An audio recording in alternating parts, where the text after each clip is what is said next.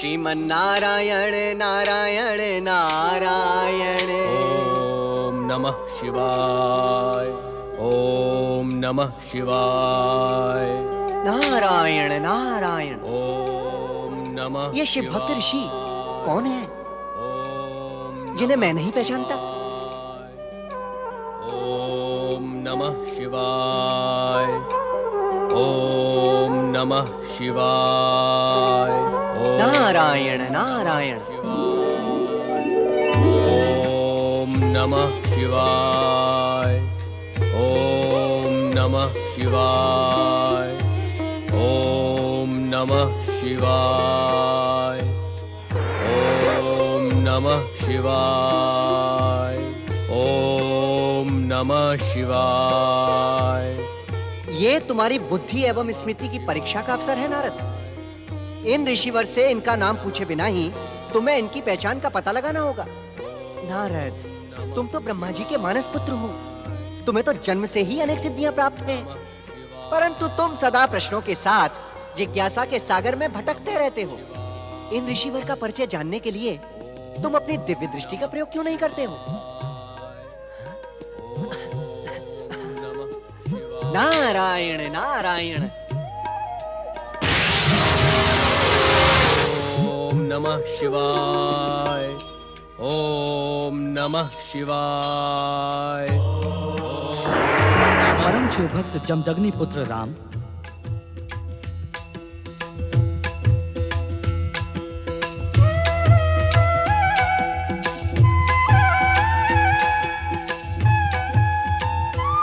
परम शिव भक्त जमदग्नि पुत्र राम, हम तुम्हारी तपस्या और शिव आराधना से प्रसन्न होकर तुम्हें यह अपराजेय परशु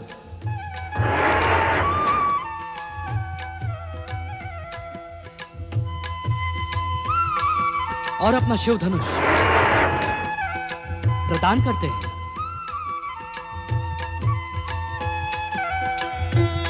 आज से तुम राम नहीं परशुराम के नाम से विख्यात होगे। जगत पालक भगवान श्री हरि विष्णु के अवतार परशुराम का नाम धर्म, न्याय और नीति के इतिहास में अमर होगा। भोलेनाथ, आपकी कृपा पाकर मैं धन्य हुआ। तुम्हारा कल्याण हो भक्त शिरोमणि।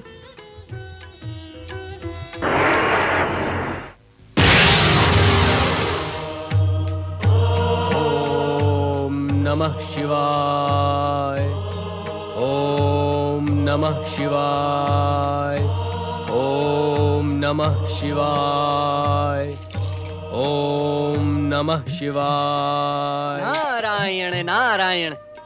परम भागवत श्री हरि विष्णु के अंशावतार महर्षि परशुराम को नारद का प्रणाम स्वीकार हो।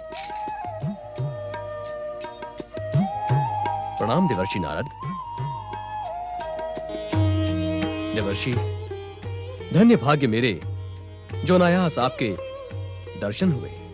नारायण नारायण। ऋषिवर, मुझे आपकी महानता का और दिव्यता का भली भांति ज्ञान है। आप इस प्रकार प्रणाम करके मुझे लज्जित न करें, किंतु आपकी शिव भक्ति को देखकर इस समय मेरे मन में एक जिज्ञासा उठ खड़ी हुई है। देवर्षि, शिव आराधना को लेकर कैसी जिज्ञासा? नारायण नारायण। ऋषिवर, मैं आपसे ये जानने का इच्छुक हूँ कि देवादिदेव महादेव से वरदान पाने के पश्चात भी निरंतर शिव आराधना का कारण क्या है? देवर्षि, इस पृथ्वी पर क्षत्रियों के अन्याय और अत्याचार बढ़ते जा रहे हैं।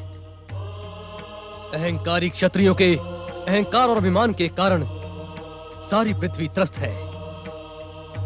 इसलिए मैं भगवान शिव से प्रार्थना कर रहा हूं कि क्षत्रियों को उनके अत्याचारों के लिए दंडित करें। नारायण नारायण। महर्षि, किंतु देवादिदेव आपकी शीघ्र प्रार्थना नहीं सुनेंगे। क्यों देवर्षि? भगवान शिव तो आशुतोष हैं। वे प्रार्थना से शीघ्र प्रसन्न हो जाते हैं। हो तो जाते हैं, किंतु आप कहते कहते रुक क्यों गए देवर्षि? ऋषिवर, अभी अभी कैलाश पर एक विचित्र किंतु एक प्रेरक घटना घटी है। देवादिदेव महादेव उससे विशेष प्रभावित हुए हैं। इस कारण। विचित्र एवं प्रेरक? ऐसी कौन सी घटना है देवर्षि? ये तो आप स्वयं कैलाश जाकर ज्ञात कर लें। नारायण नारायण। नारायण नारायण नारायण। कैलाश में ऐसी कौन सी प्रेरक घटना हो गई? कैलाश चल के देखते हैं।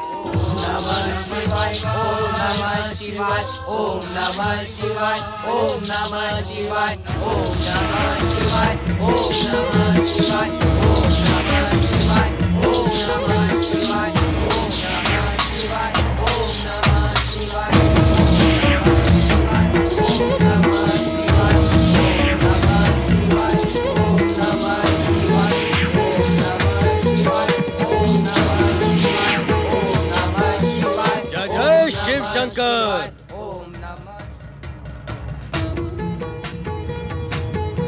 हमारे आराध्य भगवान शिव कहाँ हैं?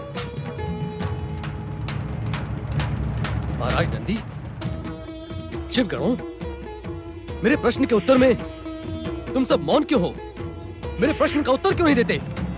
बताओ, कहाँ है शिव शंकर? जब वे हमें बताकर नहीं गए तो हम आपको क्या बताएं कि वे कहाँ गए हैं?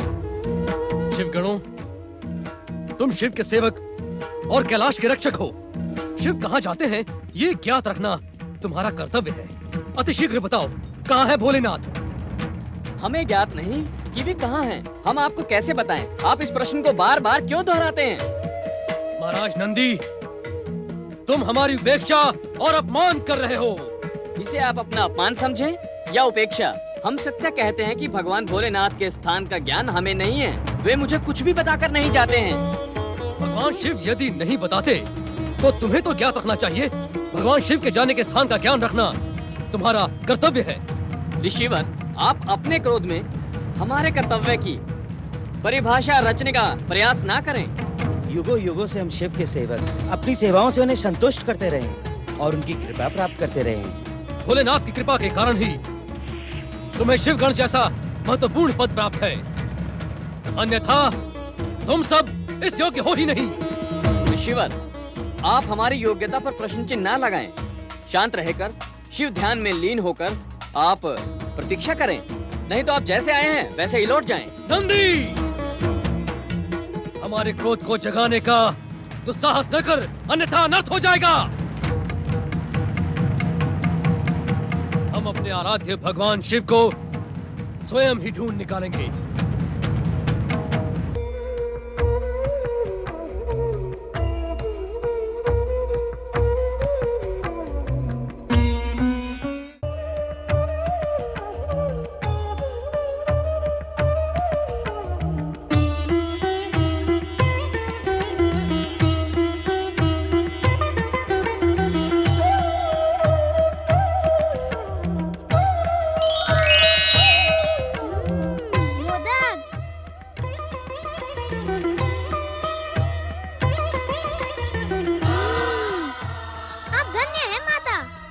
सत्य ही कहा था कि मेरे द्वार पर पहुंचने से पूर्व यह मोदक प्रस्तुत होंगे।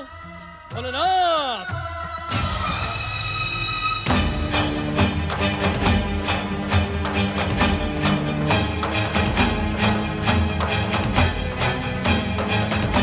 हे विचित्र प्राणी, कौन है तू? हट जा मेरे मार्ग से। हमें अपने आराध्य भगवान शिव के दर्शन करने हैं। विचित्र प्राणी मैं हूँ अथवा तुम? क्या तुम्हें इतना भी विवेक नहीं कि यह समझ सको कि इस परम पावन कैलाश की शांति को भंग करना भयंकर अपराध है? हे विचित्र प्राणी, पहले ये बता कि तू है कौन और हमारा मार्ग रोकने का अधिकार तुझे किसने दिया? मुझे यह अधिकार आपके आराध्य भगवान शिव ने दिया है। उनकी आज्ञा है कि माता पार्वती के कक्ष में किसी को प्रवेश करने न दिया जाए। ओ, हमें माता पार्वती के नहीं, अभी तो अपने आराध्य भगवान शिव के दर्शन करने हैं। इस प्रकार हंसकर तू हमारा अपमान कर रहा है, गजमुख। अर्थात अब तो तुम मुझे पहचान गए। अब अपनी भी पहचान बता दो परशुधारी, क्योंकि मुख से तो तुम ऋषि लगते हो, किंतु ऋषि हाथों में पशु धारण न करके कमंडल धारण करते हैं। इस कारण तुम ऋषि नहीं हो सकते। ये तो सिद्ध हो गया। हम कौन हैं? ये तुम जैसे विचित्र प्राणी को बताने की हमें तनिक भी आवश्यकता नहीं है। हमें भीतर देखने दो, कहीं हमारे आराध्य भगवान शिव शंकर भीतर तो नहीं है? ये कैलाश का नहीं, माता पार्वती के कक्ष का द्वार है। यदि कैलाश द्वार पर प्रहरी होता तो तुम भीतर ही ना आ पाते। मूर्ख बालक, मेरा मार्ग अवरुद्ध करके तूने अपने सर्वनाश को आमंत्रित किया है। हाँ, हाँ। सावधान! शिव त्रिशूल से टकराने का दुस्साहस ना कर, अन्यथा तू यहाँ से जीवित नहीं लौटेगा।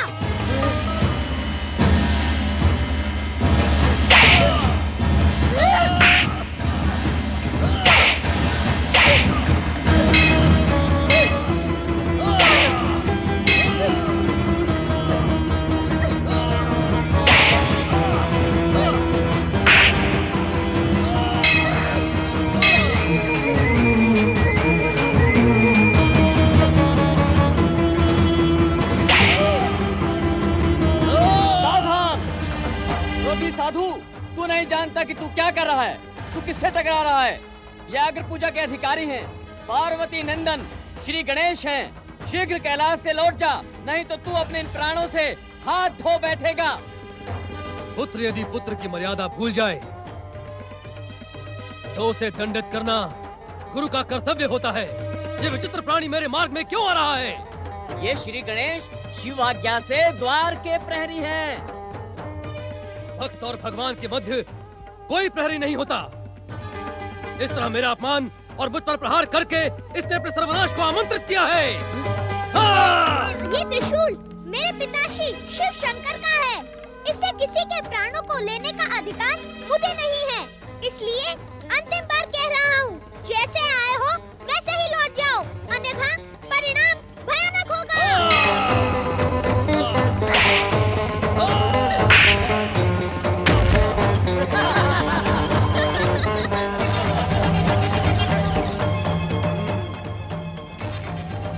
धन्य है तुम्हारा पराक्रम बालक।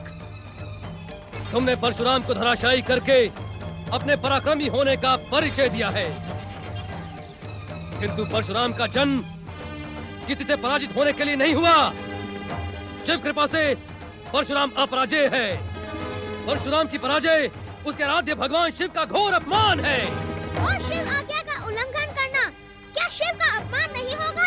अभी भी कहता हूँ, जैसे आए हो वैसे ही लौट जाओ। अब मैं तुझे दंडित करके अपने आराध्य भगवान शिव के दर्शन किए बिना इस कैलाश से नहीं लौटूंगा। बात की बात में सहस्त्र बाहु कार्तवीर्य को यमराज का ग्रास बनाने वाला ऋषि जमदग्नि का पुत्र परशुराम अब तुझे दंडित करके ही रहेगा। हठी पुरुष, मैं अहंकारी कार्तवीर्य नहीं हूँ जो तेरे प्रहार से यमराज का ग्रास बन जाए। अब तेरे क्रोध और हठ को सत्य का दर्शन कराने के लिए मैं धर्म को साक्षी मानकर तुझे दंडित करता हूँ।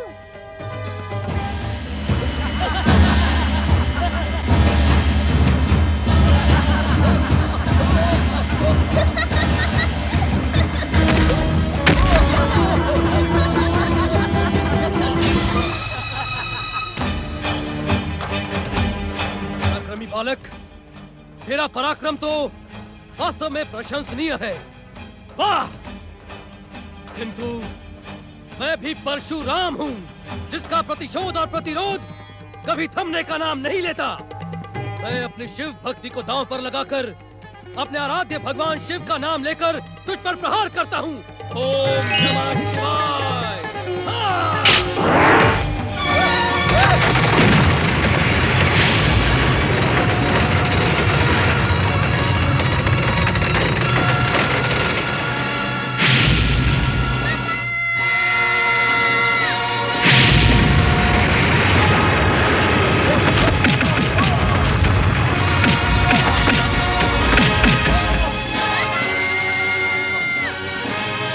श्री गणेश,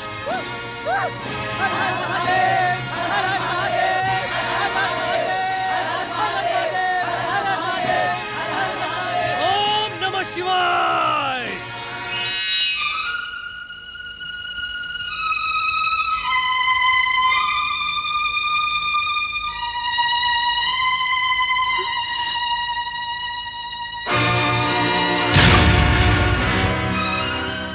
ये अनर्थ तुम्हारे साथ किसने किया पुत्र गणेश?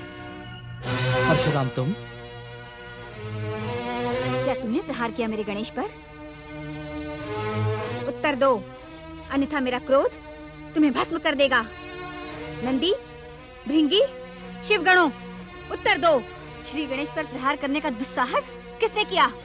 माता, इन्होंने आते ही क्रोधित होकर हम सबको प्रताड़ित किया और श्री गणेश से युद्ध करने लगे। माता, इन्हीं के परशु प्रहार से श्री गणेश का बायां दांत खंडित हुआ। तुम्हें चोट तो नहीं पहुंची पुत्र? नहीं माता, मुझे चोट नहीं पहुंची। अभी तो मेरे बाएं दांत को पहुंची है और अब मैं एक दंत बन गया। परशुराम, बालक गणेश पर परशु प्रहार अनुचित था। श्री गणेश को हमने ही आदेश दिया था इस कक्ष का पहरा देने के लिए। दया करे हे दया निधान, कृपा करे हे कृपा निधान, क्षमा करे हे क्षमा निधान। मैं वास्तव में इन्हें पहचान नहीं पाया और भयानक अपराध कर बैठा। प्रभु, मुझे क्षमा करें। तुम्हें क्षमा करने का मुझे कोई अधिकार नहीं है परशुराम। तुम्हें क्षमा मांगनी है तो श्री गणेश से मांगो, उनकी माता गौरी से मांगो। नहीं, मैं तुम्हें क्षमा नहीं करूंगी परशुराम। तुम क्षमा के योग्य हो ही नहीं। क्रोध और प्रतिशोध ने तुम्हारे विवेक को नष्ट कर दिया है। तुमने इतना भयानक अपराध किया है जिसका दंड तुम्हें भुगतना ही पड़ेगा।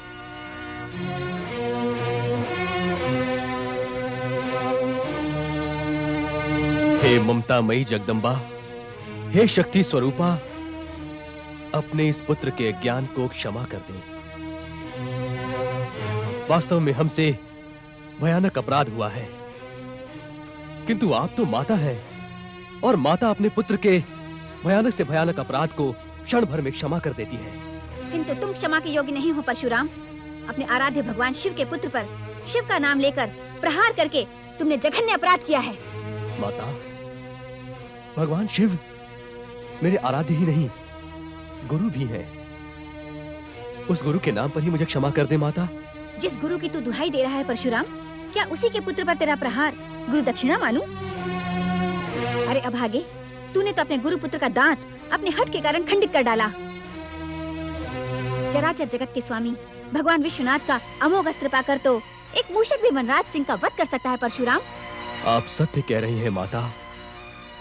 मैं भगवान शिव की भक्ति को साक्षी मानकर श्री गणेश को आहत करने में सफल हुआ। तू नहीं जानता हतभागे, श्री गणेश क्षण मात्र में तेरे जैसे करोड़ों पुरुषों का वध करने में समर्थ हैं। किंतु हिंसा में विश्वास न रखने के कारण इन्होंने तुझे क्षमा कर दिया। मूढ़ बुद्धि परशुराम, श्री गणेश समस्त देवताओं में अग्र पूजा के अधिकारी हैं। यदि आज तुझे दंडित न किया गया तो संसार में देवताओं की श्रेष्ठता पर प्रश्न चिन्ह लग जाएगा। सावधान परशुराम।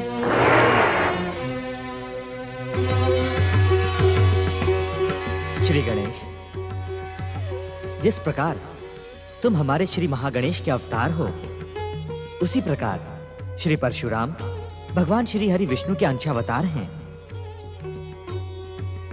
तुम्हें एक दंत बनाने के लिए ये लीला हमारे द्वारा ही रची गई थी।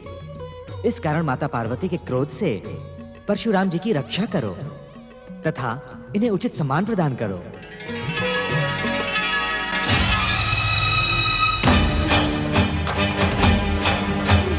सावधान मूढ़ बुद्धि परशुराम। ठहरे माता, ठहरे। पुत्र गणेश, आप मुझे इस क्रोधी, अभिमानी और हठी साधु पर प्रहार करने से क्यों रोक रहे हैं? क्षमा करें माता, महर्षि परशुराम आपके क्रोध के नहीं, सम्मान और कृपा के पात्र हैं। ये तुम क्या कह रहे हो पुत्र गणेश? जिसके अहंकार ने अग्र पूजा के अधिकारी गौरी पुत्र श्री गणेश पर प्रहार करने का दुस्साहस किया हो, तुम उसे हमारे सम्मान और कृपा का अधिकारी बता रहे हो?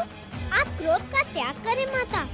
महर्षि परशुराम जगत पालक भगवान श्री हरि विष्णु के अंशावतार हैं। परम देव श्री महागणेश की कृपा से अभी अभी मुझे इस सत्य का ज्ञान हुआ है कि इन्होंने जो कुछ भी किया वह हमें एक दंत बनाने के लिए परम आवश्यक था।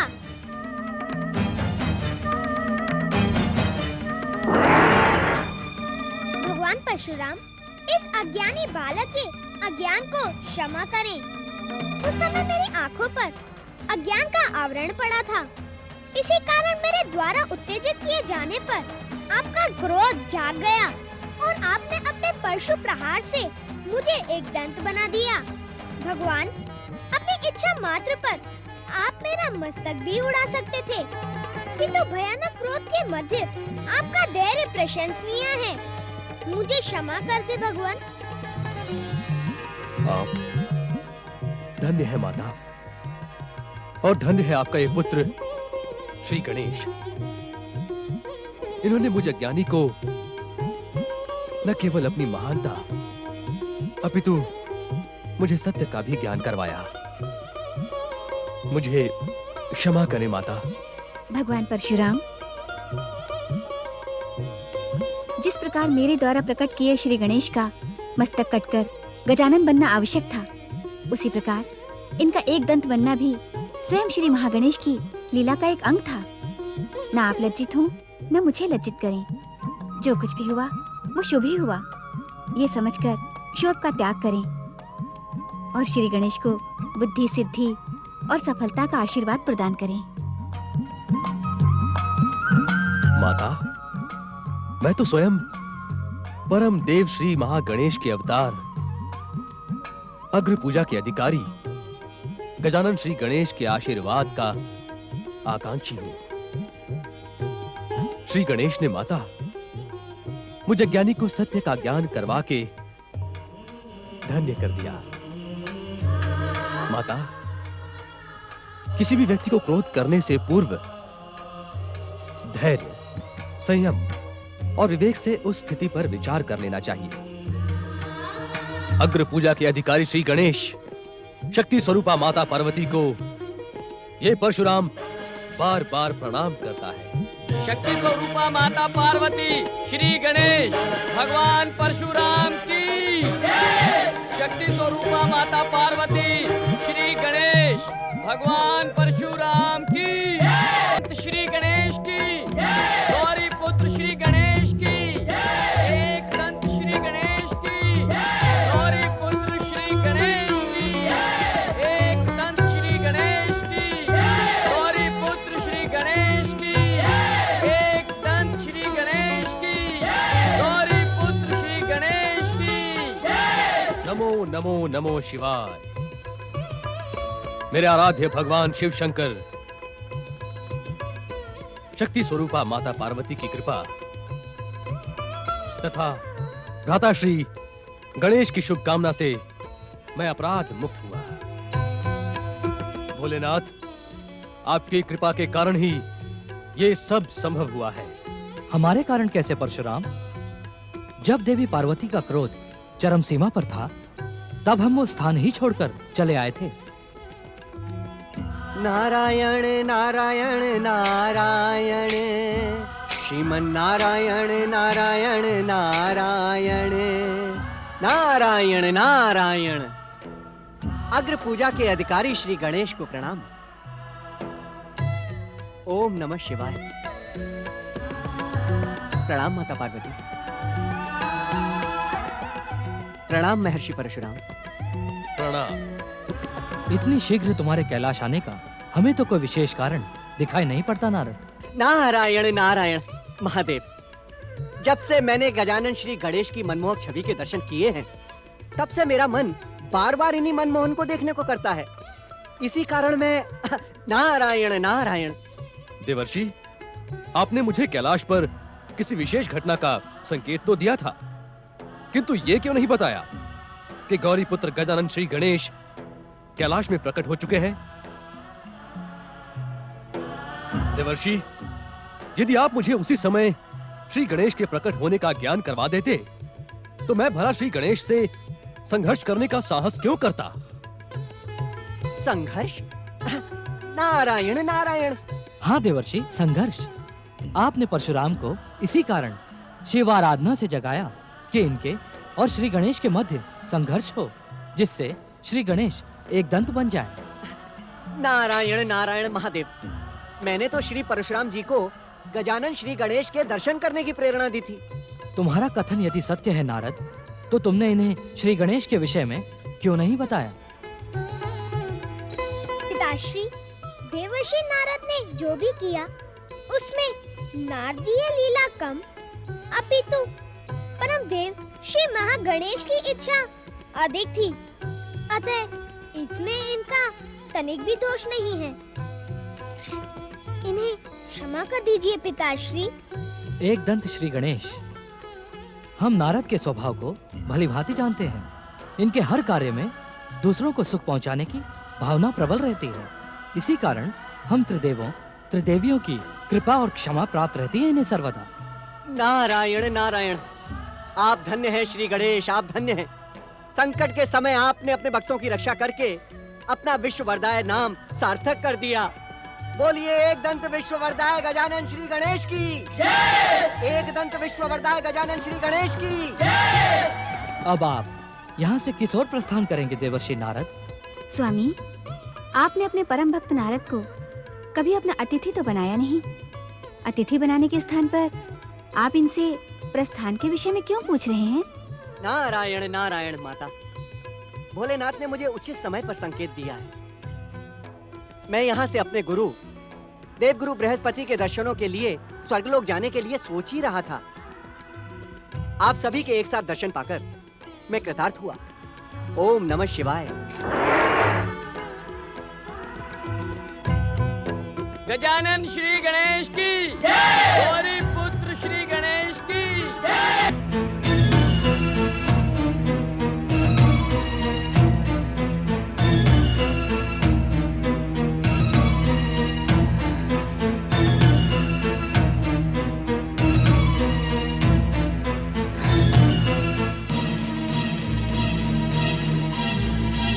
विश्वपालक भगवान श्री हरि के अवतार महर्षि वेदव्यास इस प्रकार निराश और उदास क्यों हो? तुम सर्वसमर्थ हो, तुम्हें किसी की सहायता की कामना नहीं करनी चाहिए। लेखनी उठाओ, लेखनी उठाओ और अपने विचारों को शब्द दो। लेखनी उठाओ वेदव्यास, लेखनी उठाओ। विचारों के इस बवंडर में कहीं तुम्हारी पुराण रचना के शब्द खो न जाए। विलंब ना करो, लेखनी उठाओ वेदव्यास, लेखनी उठाओ।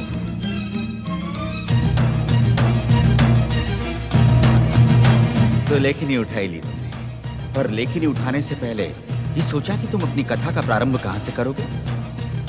तुम्हारी कथा का सूत्रधार कौन होगा? नायक किससे बनाओगे तुम? भावनाओं में ना बहो वेदव्यास, ब्रह्मवाक्य असत्य नहीं होता। तुम्हें विघ्नहर्ता श्री गणेश की सहायता लेनी ही होगी। इस लेखनी को त्याग कर श्री गणेश से प्रार्थना करो।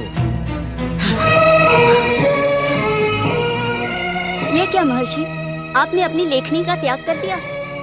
मैं क्या करूं धृताजी, मुझे कुछ समझ में नहीं आ रहा है। पुराण लेखन के विचार आपस में टकरा टकरा कर मुझे निर्बल बना रहे हैं। मैं कुछ नहीं कर पा रहा हूं। तुम मेरी सहायता करो। मैं आपकी क्या सहायता करूंगी महर्षि? मैं तो स्वर्ग की एक अप्सरा हूँ, जिसे आपने अपनी चरण सेवा का अवसर दिया है। तुम स्वर्ग की अप्सरा अवश्य हो, परंतु स्वर्ग त्यागने के बाद इस वेद व्यास के जीवन को संवारने का काम तुमने एक ऋषि पत्नी के समान कितनी कुशलता से किया है। तुम मेरा मार्गदर्शन कर सकती हो? स्वामी, मैं ब्रह्मलोक गई थी। परमपिता ब्रह्मा जी भी आपकी दुविधा से चिंतित हैं। तो क्या परमपिता ने मेरी दुविधा के अंत का कोई उपाय नहीं बताया? बताया। परमपिता ने कहा, एक ही बात बार बार दोहराने से कोई लाभ नहीं होता। महर्षि की दुविधा का अंत केवल और केवल गिरजानंदन मंगल मूर्ति श्री गणेश ही कर सकते हैं। पर वे तो मेरी प्रार्थना सुनना ही नहीं चाहते, मुझ पर प्रसन्न होना ही नहीं चाहते। अपनी माता के समान किसी को वरदान देने से पहले कठोर परीक्षाएं लेते हैं। नहीं ऋषिवर, वे तो प्रार्थना मात्र से ही प्रसन्न हो जाते हैं। परम दयालु है मंगल मूर्ति श्री गणेश। क्षमा कीजिए स्वामी, कहीं न कहीं उनकी आराधना में आपसे कोई... हाँ, तुम सच कह रही हो। मैंने मन के समर्पण के साथ श्री गणेश की आराधना नहीं की। मुझे अवतारी होने का अभिमान हो गया था, और अभिमानी वेदव्यास पर विघ्नहर्ता कृपा क्यों करेंगे? तुम्हारी प्रेरणा से मेरा मन गणेश भक्ति में लीन हो जाना चाहता है। सद्गुण सदन गणपति की जय जयकार ही उन्हें प्रसन्न करने का सबसे सरल उपाय है। महर्षि वेदव्यास,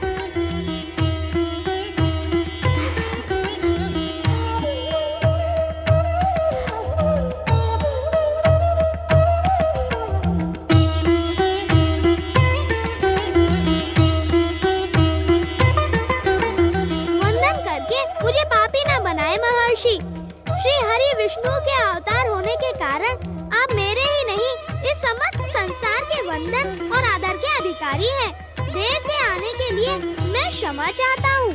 हे प्रार्थना मात्र से प्रसन्न हो जाने वाले दीनदयाल परमेश्वर, आपकी कृपा पाकर मैं धन्य हो गया हूँ। क्षमा तो मुझे कीजिए, भूल मैंने की है। मेरा मन विचलित हो गया था। ब्रह्म वाक्य को ठुकराकर इस पापी मन ने पुराण लेखन का हठ ठान लिया। वो तो केवल हठ था, इसीलिए सफल नहीं हुआ। हम सब तो ब्रह्म इच्छा से ही बंधे थे।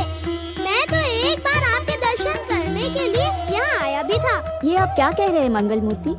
मेरी बात पर संदेह न करें माता। महर्षि की आराधना को सफल करने जब मैं यहाँ आया था, तब मैंने देखा कि महर्षि आराधना का त्याग करके अपने श्री हरि अवतार होने का स्मरण करते हुए श्रुत हो रहे हैं। ऐसे में आराधना का सुफल देखकर तपस्या की परंपरा का अपमान होता, इसीलिए मैं लौट गया। परंतु आज पिताश्री भगवान शिव की आज्ञा से मैं पुनः यहाँ आया हूँ। आप तो सबके प्रति करुणा रखने वाले हैं, सबके अग्र पूज्य हैं। मुझे आपकी आराधना का त्याग नहीं करना चाहिए था प्रभु। देवी धृताची के कारण मुझे अपनी भूल का पश्चाताप है। मुझे विश्वास है कि भक्तवत्सल और क्षमा निधान श्री गणेश मेरी भूल को क्षमा करेंगे। बार बार क्षमा की बात कहकर मुझे लज्जित न करे महर्षि। अब कहें मेरे लिए क्या आज्ञा है? हम आपकी कृपा और सहायता के आकांक्षी हैं गिरिजानंदन। आप तक ये संदेश पहुंच ही चुका होगा कि वेदों की रचना के बाद ब्रह्मदेव ने मुझे 18 पुराणों को लिखने का कार्य सौंपा। उन पुराणों की रचना का कर्तव्य पूरा करने में मैं स्वयं को असमर्थ पा रहा हूँ प्रभु। आप तो सर्व समर्थ हैं। अपनी ही लीला के वश में होकर मुझे प्रसन्न करने के लिए ऐसा कह रहे हैं। 18 पुराणों की रचना किए बिना वर्तमान द्वापर और आने वाले कलयुग में धर्म, संस्कृति और तप आराधना की परंपरा स्थापित नहीं हो पाएगी। उसे तो पूरा करना ही होगा। तो मेरे विघ्नों का अंत करें शिवप्रिय। मैं आपसे एक अनुरोध करना चाहता हूँ महर्षि। अवश्य। पुराणों की रचना से पहले आप वर्तमान युग और उसकी दशा को दर्शाने वाले इतिहास की रचना करें। इतिहास की रचना? हाँ महर्षि, उस इतिहास के एक पात्र आप और माता धृताची भी होंगी। अपनी देवी दृष्टि से आप आने वाले भविष्य को देख सकेंगे, उसका विस्तृत और उचित चित्रण कर सकेंगे। मैं सर्वप्रथम आपका उसी रचना का सहायक बनूंगा। वर्तमान युग के उस महान इतिहास के पात्र मेरे साथ जगत पालक श्री हरि विष्णु के पूर्ण अवतार श्री कृष्ण और भरत वंश के राजपुरुष भी होंगे। परंतु इस इतिहास का नाम क्या होगा? जय महाकाव्य, जो भविष्य में महाभारत के नाम से प्रसिद्ध होगा। अब विलंब न करें, शीघ्र अपने विचारों को सुनाने का काम प्रारंभ करें। अवश्य गिरिजानंदन, अवश्य। आप पधारें।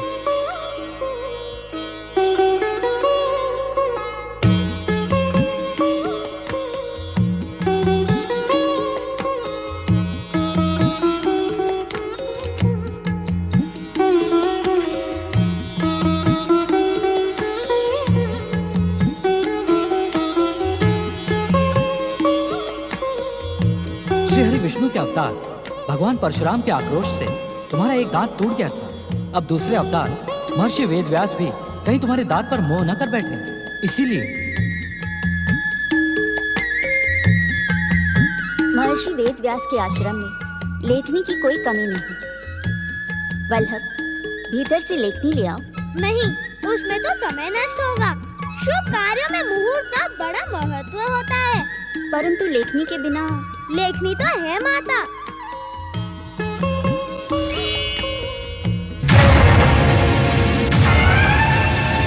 कहे ऋषिवर। ये क्या मंगल मूर्ति? आपने लेखनी के लिए अपना दांत तोड़ डाला? आप तो गजानन हैं। गज अर्थात हाथी को अपने दांत बहुत प्रिय होते हैं। वे उसे शुभ्र और स्वच्छ बनाए रखते हैं। फिर आपने? आशंका न करे माता। धर्म और सत्य के लिए अपनी प्रिय से प्रिय वस्तु का त्याग करना ही हर जीव का कर्तव्य है। हाँ, ये सत्य है कि पिछले लंबे समय के बाद महर्षि परशुराम के आक्रोश से टूटा हुआ ये दान मुझे पिताश्री भगवान शिव ने प्रदान किया था। फिर स्वयं आपने इसे क्यों तोड़ डाला? जगत पालक श्री हरि विष्णु के अवतारों से अपनी निकटता प्रमाणित करने के लिए। हमारी निकटता को प्रमाण की कोई आवश्यकता नहीं है गजानन। ये दांत तो आपने आने वाले युगों को आदर्श की शिक्षा देने के लिए तोड़ा है। धर्म, कर्म और शुभ कार्यों के लिए अपनी प्रिय से प्रिय वस्तु का दान करना ही आपकी इस लीला का रहस्य है। विघ्नहर्ता, आपकी इस कल्याणकारी लीला से हमारा जीवन धन्य हो गया। आपकी जय हो श्री गणेश, आपकी जय हो। मुहूर्त बीता जा रहा है महामुनि। अब आप अपने विचारों को स्वर दें, परंतु मेरे एक निवेदन का ध्यान रखिएगा।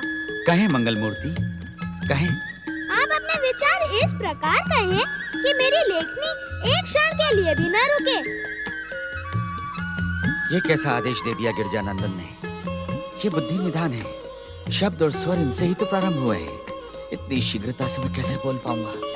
कोई न कोई उपाय तो सोचना ही होगा। ये सोच में पड़ गए महर्षि। आप धन्य है गणेश महाराज। सोच में डालकर पूछते हैं सोच में क्यों पड़ गए? हाँ, एक उपाय है। यदि गणेश जी मेरे कहे हुए विचारों का अर्थ समझकर लिखें तो मुझे अवसर मिल जाएगा। आपने मेरी बात का उत्तर नहीं दिया महर्षि। एक निवेदन करना चाहता था आपसे।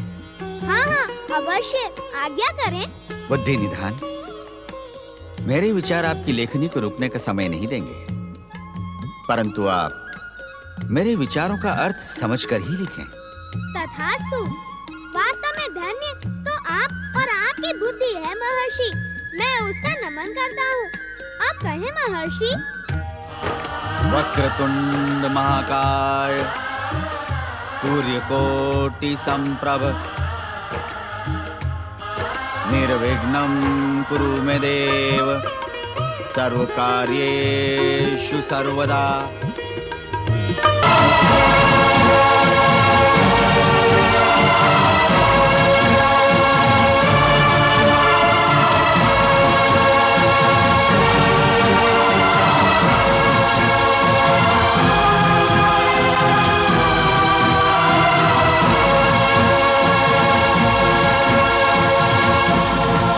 दिन, समय काल और भूख प्यास की चिंता किए बिना अनेक वर्षों तक महर्षि वेद व्यास के कथन को श्री गणेश लिखते रहे। शास्त्रों में 5वें वेद के रूप में आदर प्राप्त करने वाले इस ग्रंथ में धर्म, ज्ञान, वैराग्य, भक्ति योग, नीति, सदाचार, कर्म और आध्यात्म इत्यादि सभी विषयों का सारगर्भित विवेचन किया गया है।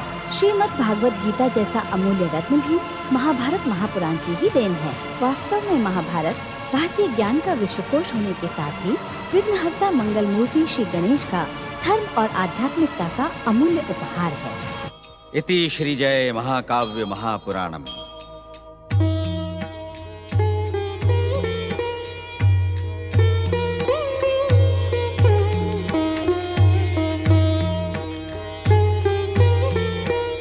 हे मंगल मूर्ति, इस जय महाकाव्य को पूरा करके आपने केवल मुझ पर ही नहीं अपितु समस्त मानव जाति पर महान उपकार किया है।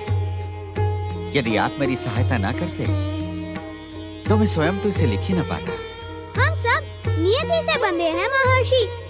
नियति द्वारा निश्चित कर्तव्य को ही मैंने पूरा किया है। अब मुझे विश्वास हो गया है कि आपके सामने श्री विष्णु पुराण से लेकर भविष्य पुराण तक 18 पुराणों का चित्र स्पष्ट हो गया होगा। आप बिना किसी दुविधा के शांति पूर्वक उनकी रचना कर सकेंगे। बिना आपकी कृपा और सहयोग के मैं कुछ भी नहीं कर पाऊंगा विघ्नहर्ता। मैं तो सदा आपकी सेवा में उपस्थित रहूंगा महर्षि। आपके स्मरण मात्र पर भागा भागा चलाऊंगा। आएंगे तो तब जब हम आपको जाने देंगे। मंगल मूर्ति, जय महाकाव्य के लेखन कार्य में व्यस्त रहते हुए आपने पिछले लंबे समय से ना तो अन्न ग्रहण किया है न ही जल।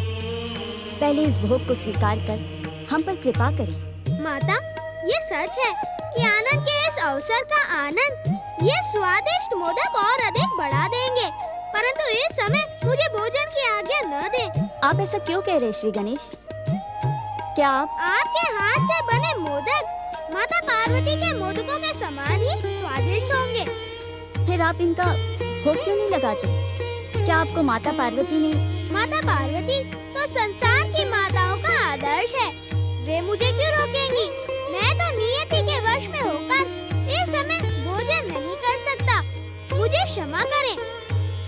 देवी, विघ्नहर्ता मंगल मूर्ति श्री गणेश के हर काम में लोक कल्याण और जनहित की भावना है। अवश्य ही नियति का आदर करते हुए भोजन त्याग कर सर्व मंगल के किसी कार्य का अनुष्ठान कर रहे होंगे। इनकी इच्छा में ही हमारा कल्याण है।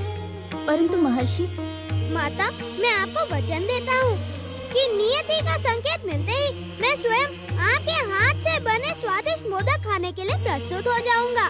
परंतु अब मुझे आज्ञा दें। लंबे समय से मैं माता पार्वती से दूर हूँ। वे अवश्य ही मेरी चिंता कर रही होंगी।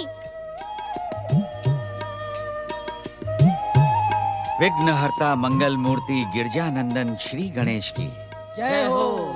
श्री गणेश, श्री गणेश, श्री